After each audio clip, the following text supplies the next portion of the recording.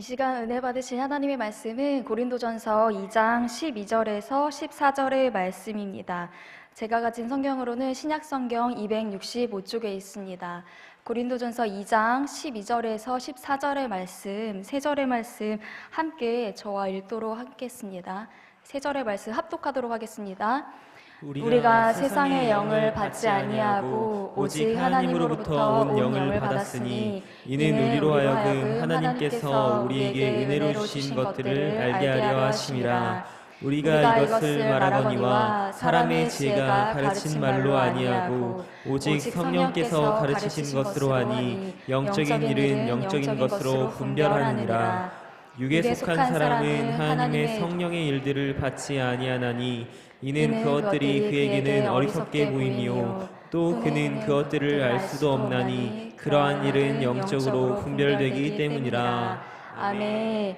나 곧 나는 여호와 나 외에 구원자가 없느니라. 아멘. 믿으십니까? 네, 이 짧은 한 절의 말씀이지만 오직 우리의 구원자 되시는 분은 다른 것에 있지 아니하고 오직 여호와 하나님 한 분뿐인 줄 믿습니다. 이 자리에 모이신 우리 사랑하는 성도님들, 그리고 각 가정에서나 또한 지하철에서 각자의 처소에서 영상으로 예배하고 계시는 모든 성도님들, 아무리 내가 지금 살아가고 있는 삶이 사방이 우겨싸임을 당하는 것 같고 또 끝이 없는 터널인 것 같고 또한 캄캄한 세상 가운데 살아가고 있는 것 같아서 정말 답답한 가운데 너무나도 힘든 하루하루를 살고 계신 성도님들이 혹시라도 계시다면 우리 성령 하나님께서는 이 시간 우리의 마음 가운데 우리의 생각 가운데 성령의 그런 기름 부으심이 이곳 가운데 있을 줄 믿습니다. 오직 우리에게는 전에도 없고 후에도 없을 여호와 하나님이 우리의 구원자 되신 줄 믿습니다. 아멘. 오늘도 이 말씀을 통하여서 오늘의 이 예배를 통하여 그 구원의 감격이 회복이 되어지고 그 은혜를 누릴 수 있는 귀한 말씀의 은혜가 있기를 소망합니다. 네, 오늘 말씀은 고린도 말씀을 저희가 함께 보도록 할 텐데요. 고린도전서 오늘 본문의 말씀 12절 말씀을 저희 같이 함께 읽어보도록 하겠습니다. 12절 말씀 함께 읽겠습니다. 우리가 세상의 영을 받지 아니하고 오직 하나님으로부터 온 영을 받았으니 이는 우리로 하여금 하나님께서 우리에게 은혜로 주신 것들을 알게 하려 하심이라. 아멘. 네, 지금 우리가 살아가고 있는 세상은 하나님과 동행하는 삶이기도 하지만 주님을 만나는 그날까지 우리는 이 세상을 반드시 살아가야만 합니다. 우리가 이 땅을 밟고 살아가지만 하늘의 소망을 두고 살아가는 사람들입니다. 하지만 우리는 때로는, 그리고 오늘 말씀에 등장하는 고린도 교회 성도들은요, 한 발은 교회에 한 발은 세상에 양다리를 걸친 채 살아가고 있는 모습을 보게 됩니다. 우리의 삶과 혹은 개인의 신앙의 모습을 한번 대조하면서 보시면은 오늘의 말씀이 조금은 유익하는데 도움이 되지 않을까 싶습니다. 네, 고린도라는 이름은요, 아시다시피 지역의 이름입니다. 사람의 이름이 아니고 지역의 이름인데 이 한 도시를 특징을 지을 때 많은 것들을 표현을 할 수가 있을 것 같아요. 근데 그런 중에서도 고린도라고 하는 이 지역은요, 여러 가지 많은 것들이 있었지만 그 중에서도 대표적으로 항구 도시라는 점, 그리고 또 한 가지는 굉장히 방탕한 도시라는 점, 이것이 이 동네를 대표하는 것입니다. 어쩌면 타락의 온상을 보여주고 있는 이 지역인데 그 반면에는 굉장히 화려하고 문화를 선도하는 그런 도시이기도 합니다. 제가 얼마 전에 어떤 여자 사장님을 한 분을 알게 되었는데 그분을 만나서 대화를 하는 중에 그분의 예전의 직업이 가방 디자이너였다고 하더라고요. 그런데 얘기를 하다 보니까 부모님이랑 따로 살고 계시더라고요. 이 근처에 자취를 하고 계신 분이었던 거예요. 근데 그래서 그러면은 집이 고향이 어디시냐 물어보니까 그분이 원래 살던 곳은 울산이라고 하시더라고요. 근데 울산에서 근데 어떻게 서울까지 오셨나요? 사실 저도 지방에서 올라왔으면서 그런 질문을 드렸는데 알고 보니까 가방 디자이너, 특히 디자이너들은 지방에서는 중소기업들도 많지만 그곳에서 자기의 작은 기업을 만들거나 또한 그곳에서 성공하기가 하늘의 별 따기라고 해요. 거의 불가능하다라고 하더라고요. 그래서 그 사장님의 엄마분께서도 당연히 서울 가야지 라고 그렇게 이야기를 했다고 하더라고요. 그래서 지방에는 성공할 수 없고 무조건 서울을 가야 한다라는 게 직업마다 또 있나 봐요. 이게 옛날 말은 아니고 지금도 여전히 통하는 이야기입니다. 그런 것처럼 많은 사람들이 모이는 곳이 바로 고린도라고 하는 도시였습니다. 그런데 이곳에 무엇이 생겼냐 하면요, 바울을 통하여서 교회라는 곳이 생겨나게 되었습니다.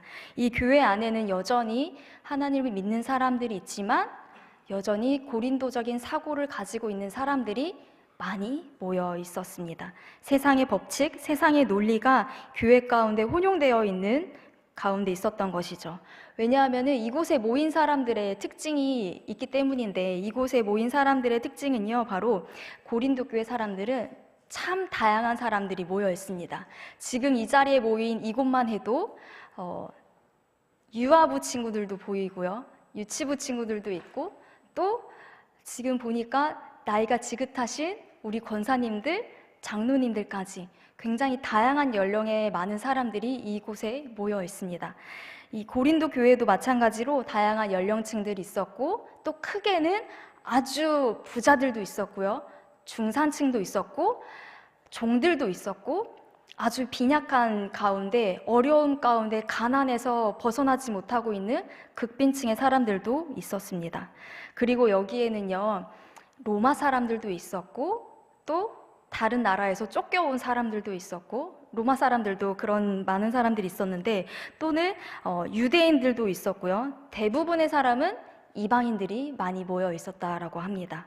그러다 보니 이 이방인 사람들이 많이 있어서 고린도적인 그런 문화와 생활 습관, 그 삶의 태도가 그들의 삶 가운데 너무나도 크게 와닿아 있었던 사람들이었어요.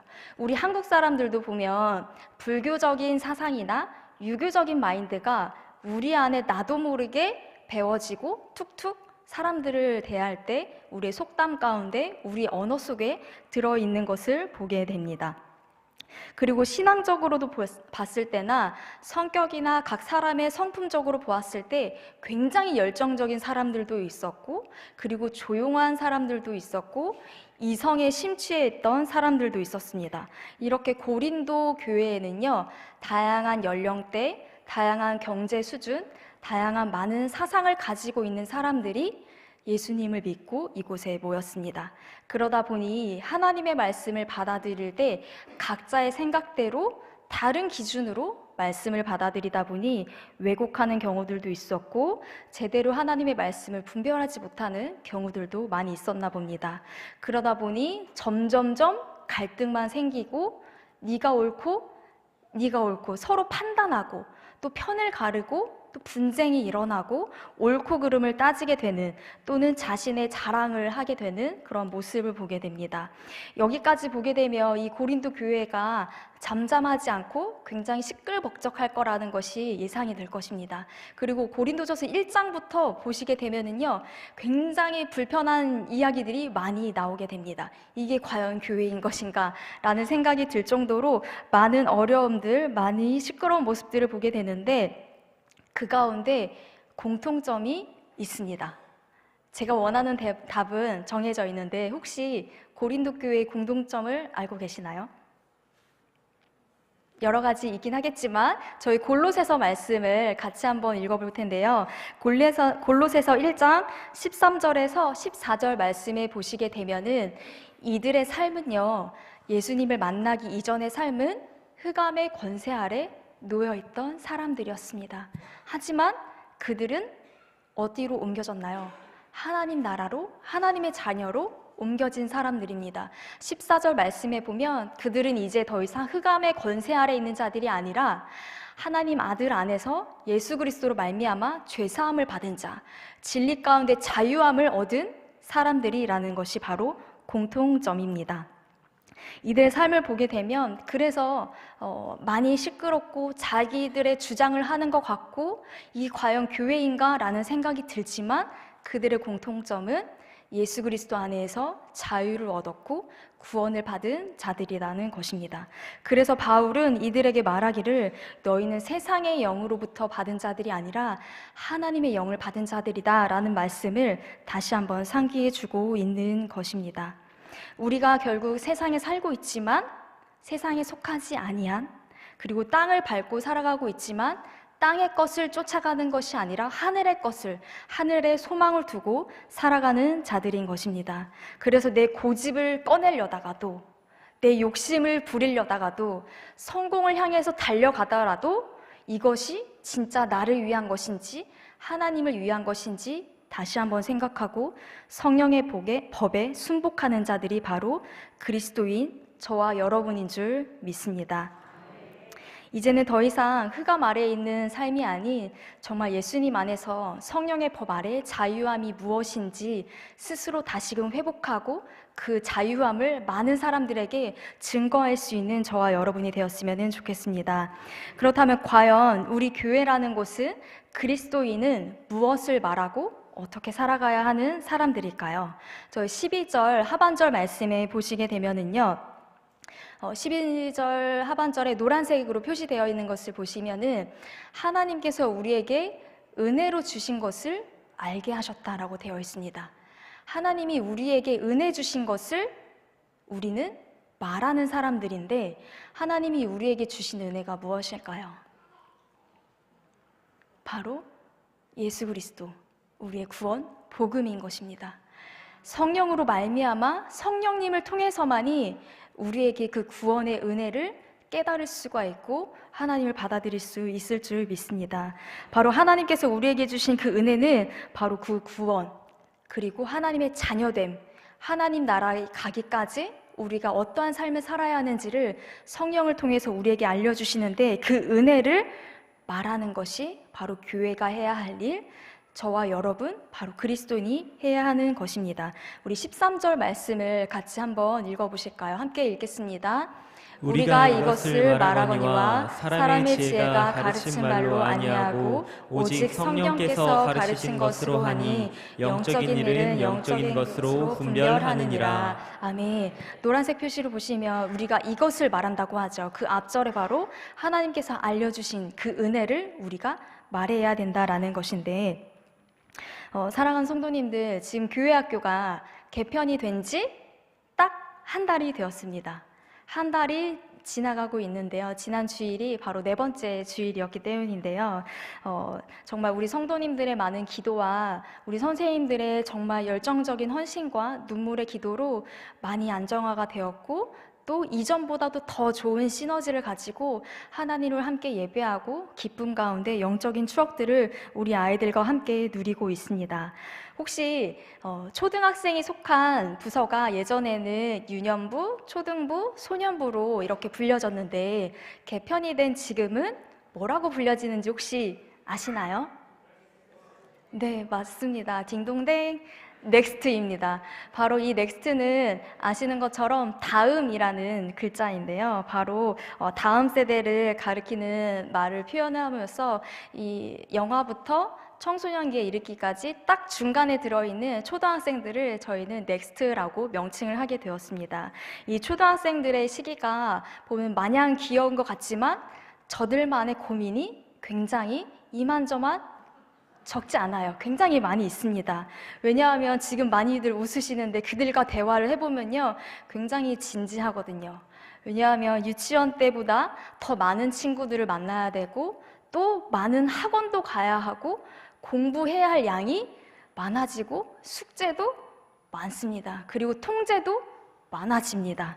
자유를 잃어가는 시기가 시작이 되는 것이 초등학생이 아닌가 싶은데, 그리고 거기에서 뿐만이 아니라 친구들만 만나는 게 아니라 바로 많은 다양한 사상을 가진, 많은 교육 철학을 가진 선생님들을 만나게 됩니다. 학원에서, 또 학교에서, 그리고 또 교회에서, 그리고 각자의 있는 많은 곳에서 선생님들을 만나게 되는데, 그러다 보니 물론 유치원생 때에도 아이들은 혼란의 시기는 오지만 초등학생이 되면서 더 많은 사람들을 만나고 다양한 것들을 접해야 되다 보니까 그들의 삶 가운데서는 교회에서 배운 것과 학교에서 배우는 것과 친구들과 대화하는 가운데 혼란이 막 일어나기 시작해요.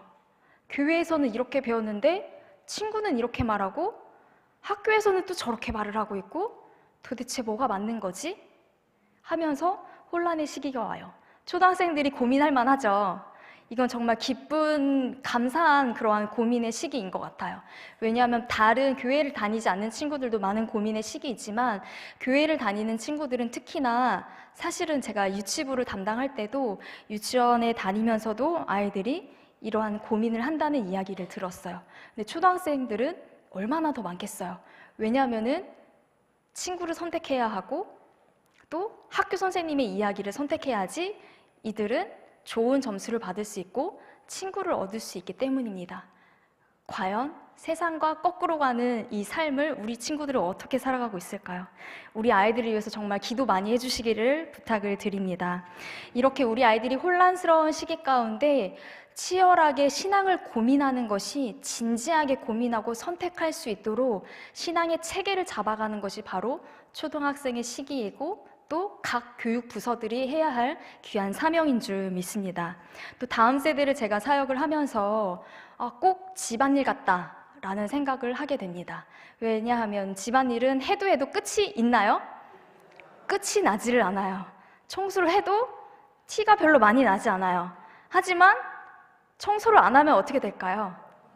잠시라도 멈추면 설거지는 점점 쌓이고 냄새가 나고 집안에는 곳곳에는 장난감이 흩어져 있고 먼지가 있고 머리 한 번만 감고 나면은 왜 이렇게 머리가 많이 빠지는지 그런 상황들을 보게 되는데 정말 교회 학교 사역들도요 연령을 떠나서 어떠한 부서만 힘들고 어떤 부서는 쉽고 이런 거 없이 모든 교육부서의 모든 사역들이 정말 보이지 않는 곳에서부터 보이는 영역까지 신경 써야 할 것이 굉장히 많은 것 같아요. 왜냐하면은 우리가 대하는 주 교육 대상은 학생이지만 그들과 함께하고 있는 가정도 함께 봐야 되거든요.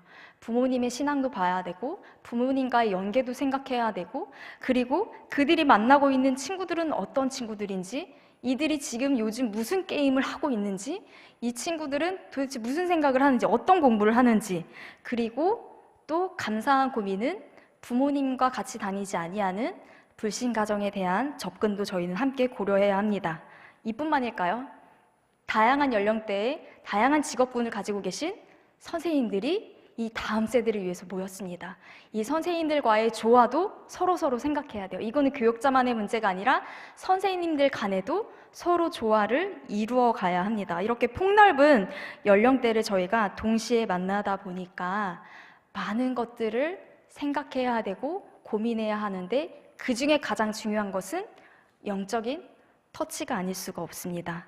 그러다 보니 다이나믹한 재미도 있어야 되고 감동도 있어야 되고 영적인 은혜도 있어야 하고 이러한 가운데 종합 예술이 펼쳐지는 곳이 교회학교 사역이고 또 우리 교구의 사역이고 교회의 사역이 아닌가 싶습니다.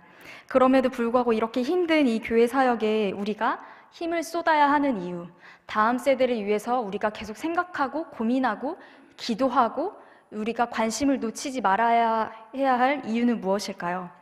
바로 교회는 세상의 지식을 가르치는 곳이 아니고 세상의 재미만을 주는 곳도 아니고 또 재능적인 기술을 연마하는 곳이 교회는 아닙니다. 그렇다면 교회는 세상이 줄 수 없는 것을 주어야만 하는 것이 바로 교회이고 우리가 해야 할 사명인 줄 믿습니다. 교회만이 할 수 있고 교회만이 가르칠 수 있는 것, 오늘 13절의 말씀에 나와 있는 것처럼 성령께서 가르치시는 것으로 우리가 행할 때 그 영적인 분별력이 우리를 통해서 또한 성령님께서 일하실 줄 믿습니다. 그런데 이것은 교회 안에만 국한되는 것이 아니라 우리 성도님들이 살고 계신 각자의 삶의 터전 그리고 직업 가운데 그리고 우리의 가정 가운데 만나는 사람들과 교제하는 그 가운데에서도 일어나야 됩니다. 그리스도인이라면은 세상의 법칙 속에서 살아가지만 많은 고민과 고뇌들을 하고 살아가지만 교회 밖에서도 성령의 가르치심, 하나님의 그 은혜, 구원의 은혜를 함께 나누어야 하고 성령이 말씀하시는 것에 우리가 순복하며 살아가야 할 줄 믿습니다. 그것이 바로 예수님이 하셨던 전하고 가르치고 전파하셨던 그 귀한 사역을 우리가 이어가는 줄 믿습니다. 그런데 14절 말씀에 보시면은요, 육에 속한 사람들의 이야기가 나옵니다. 육에 속한 사람들은 우리가 하고 있는 교회 사역들, 그리고 그리스도인들이 각자의 소속 가운데서 보이지 않지만 하나님의 그 그리스도의 빛을 나타내고 있는 그 모습들을 보면서 미련하다, 어리석다라고 이야기를 하고 있는데요. 저희 14절 말씀 같이 한 목소리로 읽어보도록 하겠습니다. 육에 속한 사람은 하나님의 성령의 일들을 받지 아니하나니 이는 그것들이 그에게는 어리석게 보이니요 또 그는 그것들을 알 수도 없나니 그러한 일은 영적으로 분별되기 때문이라. 아멘. 육에 속한 사람들은요, 성령의 일을 받지 아니하고 오직 우리가 하고 있는 그 일들을 미련하다 말하고 조롱하고 있습니다. 혹시 예수님 때문에 쯧쯧 하면서 손가락질을 당하거나 조롱당하거나 그랬던 기억이 혹시 있으십니까? 아니면은 그들과 섞여서 아주 잘 섞여서 살아가고 계시는지, 잘 섞여서 살아가고 있다면 너무 잘 살고 계신 거예요. 너무 물과 기름처럼 분리된 것도 그렇게 살면 되진 않아요. 왜냐하면 세상을 등지고 편협한 삶 가운데 살아가다 보면은 오히려 사람들은 우리를 향해서 손가락질을 하게 될 것입니다. 하지만 그들 가운데 삶을 살아가지만 우리의 삶에서는 삶의 방향이나 기준이나 모든 말하는 언행 가운데에 예수님의 빛이 드러나야 할 줄 믿습니다. 메슬로의 인간의 욕구 단계가 5가지로 나와 있는데요. 혹시 아시는 분들은 아시겠지만 인간의 욕구 단계를 첫 번째는 단계별로 이 욕구가 이루어져야 하는데 첫 번째는 생리적인 욕구, 바로 의식주인데요. 혹시 사진이 준비되었으면 네, 감사합니다. 제일 아래 단계가 우리가 이제 식욕, 그리고 성욕, 그리고 수면욕, 이것들이 충족이 되어야지, 기본 이 생체 리듬에 관련된 것들이 충족이 되어야 그 다음 단계 안전에 대한 욕구를 우리가 좀 생각할 수가 있어요. 우리의 건강을 그 다음에 돌아볼 수가 있고, 우리가 보호받고 싶은 느낌이 들고, 그 다음에는 사회적인 욕구로, 또 우리가 그 다음에는 존중받고 싶은 욕구, 그 다음에 마지막은 자아실현의 욕구가 있습니다. 자아실현의 욕구는 어떻게 확인이 되냐면 결국에는 내가 과연 이 일들을 해서 보람을 느끼느냐, 내가 과연 살아있는 존재인가, 나 자신을 확인하는 방식이 바로 각자만의 방식으로 자아실현을 하게 되는데, 결국 사람들의 삶의 방향은, 육에 속한 사람들의 그 결론은 결국은 자기 자신, 인간이다라는 것입니다. 자신을 향해 달려가는 것이 결국 인간의 본성, 또 육에 속한 사람들의 모습인데, 하지만 성령을, 은혜를 받은 자, 구원의 은혜가 있는 사람들은 보장된 자리가 아니어도 우리는 기꺼이 낮은 자의 자리, 십자가의 자리, 미련한 자리를 결국에는, 저도 울면서 걸어가고 있지만 기꺼이 마지막에는 감사하는 그 고백이 우리에게 일어날 줄 믿습니다. 그리고 우리의 물질적인 채워짐, 안전함의 욕구, 사회적인 그런 소속감이라든지 또한 정서적으로, 지식적으로 계속해서 채우려고 하는 그런 자리보다, 그것보다도 우리가 깨어지고 모든 것을 내어주어서 내 모든 것을 포기해야 하는 자리, 혹은 돈이 되지 않는 일, 세상과 거꾸로 가는 그 일들 가운데 우리는 기꺼이 기뻐함으로 걸어갈 수 있어야 될 줄 믿습니다. 하지만 나는 이렇게 다 포기하고 좁은 길 가는데 저 권사님은 저렇게 떵떵거리면서 왜 이렇게 돈이 많게 편하게 살고 있는 것 같지? 왜 아무런 고민이 없는 것 같지? 하면서, 혹은 내가 가는 이 길에 저 사람은 왜 동참하지 않는 것 같지? 왜 하나님 왜 저대로 내버려 두지? 라는 생각을 한다든지, 무시한다든지, 혹은 우월감에 빠져 있다든지 자기 자랑하려고 하는 그런 모습들은 결코 그리스도인의 모습이 아닌 것을 돌이켜보면서 사실은 저 자신에게도 많은 회개가 있었습니다. 우리의 삶 가운데 더더욱 낮은 자리, 은혜의 자리로 걸어가는 것이 기쁨이고 감사가 되었으면 좋겠습니다. 오히려 이 신앙의 길이, 우리가 예배하고 있는 이 자리가 다른 많은 것들을 포기하고 왔다고 해서 다른 사람과 비교하거나 경쟁하거나 이 세상의 논리와 똑같이 사람들을 잣대를 가지고 바라보지 않으셨으면 좋겠습니다. 저희 함께 로마서 말씀 8장 5절에서 7절 말씀을 보면서 하나님, 우리가 육신을 따르는 자가 아니라 영을 따르는 자, 성령에 취한 자, 성령께서 가르치신 것을, 또 교회가 해야 할 것을, 그리스도인이 해야 할 말들을 기꺼이 말할 수 있는 능력을 주옵소서 하는 마음을 가지고 이 시간 우리 로마서 8장 5절에서 7절의 말씀 같이 함께 읽고 기도하는 시간을 갖도록 하겠습니다. 함께 읽겠습니다. 육신을 따르는 자는 육신의 일을, 영을 따르는 자는 영의 일을 생각하나니 육신의 생각은 사망이요 영의 생각은 생명과 평안이니라. 육신의 생각은 하나님과 원수가 되나니 이는 하나님의 법에 굴복하지 아니할 뿐 아니라 할 수도 없습니다. 아멘. 이 시간 함께 기도하기를 원하는데요. 이 시간 함께 기도하실 때 세 가지를 위해서 함께 기도하기를 원합니다. 성령 하나님, 나를 이끌어 주시옵소서. 세상의 말, 세상의 법칙에 그 논리에 따라 걸어가고 그대로 사람에게 인정받으려고 말하는 사람이 아니라 성령님이 말씀하시는 대로, 성령이 가르치시는 대로 그 구원의 은혜를 담대히 선포할 수 있는 제가 될 수 있도록 주님 도와주옵소서. 그러한 교회가 우리 교회가 되게 하옵소서.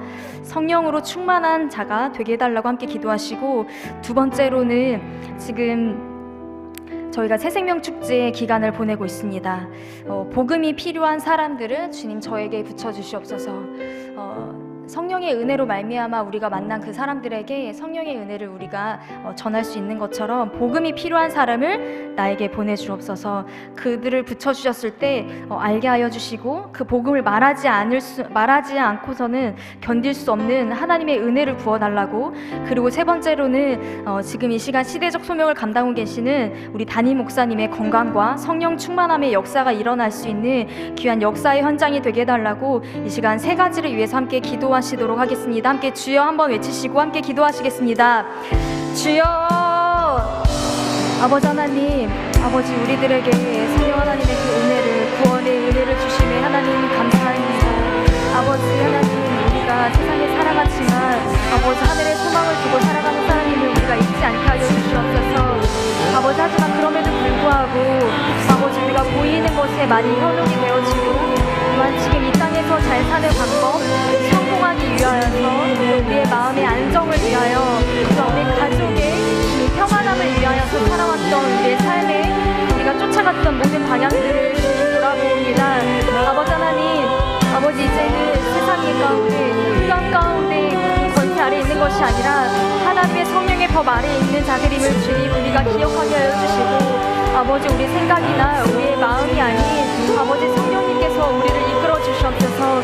아버지 성령께서 해야 할 말을 가르치는 우리 교회가 되게 하여 주시고, 성령이 말씀하시는 대로 행동할 수 있는 아버지 우리 그리스도인들, 우리 모든 교구와 우리 다음 세대가 될 수 있도록 주님 축복하여 주시옵소서. 아버지 주님, 정말 우리 가운데 세상의 모든 가치관으로 들어져 있다면 많은 고민되는 가운데 성령의 법을 선택하는 자, 성령의 은혜로 충만한 자들이 되게 하여 주시옵소서. 아버지 하나님의 것을 부끄러워하지 않게 하여 주시고, 아버지 세상 가운데 아버지 무시당한다고 해서 그 가운데 주저앉지 않게 하여 주시고, 아버지 육신의 생각을 쫓아가는 것이 아니라 아버지 하나님의 것을 선택할 수 있는 아버지 하나님의 은혜를 아버지 담대히 선포할 수 있는 우리 모두가 되게 하여 주시옵소서. 아버지 성령의 분별력을 우리에게 주시옵소서. 아버지 예수 그리스도의 중심의 삶을 살아갈 수 있게 도와주시옵소서. 주님, 우리에게 주신 그 구원의 은혜 잊지 아니하고 전할 수 있는 자가 되게 하여 주시옵소서. 아버지 그 구원의 은혜를 전할 수 있는 새 생명의 축제에 아버지 그 귀한 축복의 은혜를 주시면 감사합니다. 아버지 복음이 필요한 사람을 주님 붙여주시옵소서.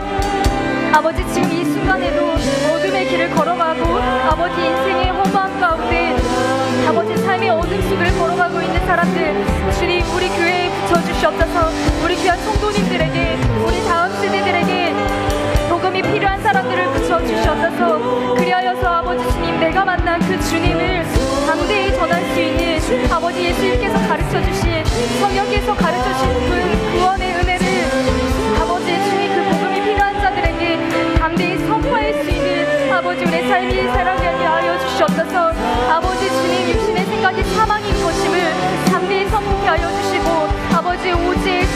평안의 근원 되시는 주 예수 그리스도를 증거할 수 있는 아버지 담대한 마음, 아버지 성령의 축복의 그 은혜를 아버지 나 혼자만 간직하는 것이 아니라 아버지 세상 사람들에게 전할 수 있게 하여 주셨어서 직장에 있는 동료에게 전하게 하여 주시고 아버지 우리 가족에게 전하게 하여 주시고 친척들에게 전할 수 있도록 아버지 이 기회를 놓치지 않게 하여 주시옵소서.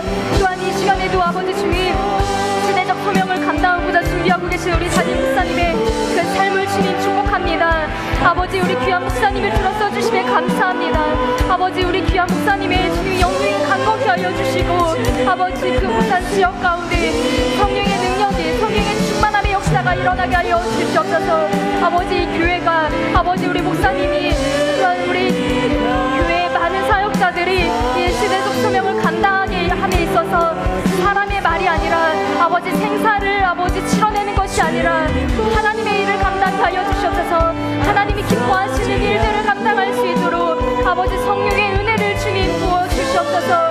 아버지 주님 우리 가운데 하나님의 말씀을 아버지 우리가 기다리는 하나님의 말씀 가운데 귀 기울이며 그 은혜를 바라보게 하여 주시옵소서. 이 교회가 시대의 흐름을 읽게 하여 주시고 방향을 제시할 수 있는 교회만이 할 수 있는 일들을 아버지 우리가 감당케 하여 주시옵소서. 거룩하신 아버지 하나님 감사합니다. 우리의 삶이 하나님의 은혜를 구한다고 말하고 하나님의 말씀을 선포하고 그리스도인으로서 산다고 말은 했지만 사실은 그 깊은 내면 가운데에는 우리의 욕심이 자리하고 있었고 육신의 생각으로 가득 차 있었음을 주님 고백합니다. 아버지 하지만 주님 오늘의 말씀을 통하여서 다시금 우리에게는 구원의 은혜가 아버지 성령의 은혜로 말미암아 다시금 회복이 되어지게 하여 주시고 성령님께서 가르치시는 대로 성령님 말씀하시는 대로 느리지만 더딜다 할지라도 주님 말씀에 귀 기울이며 주님의 말씀대로 선포하며 나아갈 수 있는 제가 되게 하여 주시고 우리 교회가 되게 하여 주시고 이 시대 한국교회가 되게 하여 주시옵소서. 아버지 하나님 이 교회들이 또 우리 사역자들이 우리 귀하신 권사님, 장로님, 우리 성도님들 모두가 세상이 줄 수 없는 것들을 우리의 입술을 통하여 우리의 생활을 통하여서 우리의 언어를 통하여 선포할 수 있는 참된 그리스도인이 되게 하여 주시옵소서. 하나님 우리의 생각은 아버지 오직 육신의 생각뿐입니다. 하지만 성령님께서는 오직 평안과 생명의 길을 우리에게 제시해주고 있사오니 오직 성령님이 인도하시는 대로 우리 교회를 인도하시고 우리 교회 가운데 함께하는 귀한 성도님들 한 분 한 분들을 주님 인도하여 주시옵소서. 또한 특별히 이 새생명 축제 가운데 아버지 하나님 복음이 필요한 사람들을 붙여주시옵소서. 그리하여서 정말 아버지 우리가 입이 떨어지지 아니하는 그런 사람들 가운데 있었다면 이제는 이 기회 놓치지 아니하고 우리의 심령 가운데 말하지 아니하고는 견딜 수 없는 그러한 성령의 은혜를 부어주실 줄 믿습니다. 복음이 필요한 사람들에게 하나님의 말씀을 담대히 선포하고 이 길이 얼마나 복되고 자유하며 얼마나 생명의 길인지 우리의 온 몸을 다하여서 그들에게 보여주게 하여 주시옵소서. 시대적 소명을 감당하기를 소망하오며 거룩하신 예수님의 이름으로 기도드립니다. 아멘. 하늘에 계신 우리 아버지, 아버지의 이름을 거룩하게 하시며 아버지의 나라가 오게 하시며 아버지의 뜻이 하늘에서와 같이 땅에서도 이루어지게 하소서. 오늘 우리에게 일용할 양식을 주시고 우리가 우리에게 잘못한 사람을 용서하여 준 것 같이 우리 죄를 용서하여 주시고 우리를 시험에 빠지지 않게 하시고 악에서 구하소서. 나라와 권능과 영광이 영원히 아버지의 것입니다. 아멘.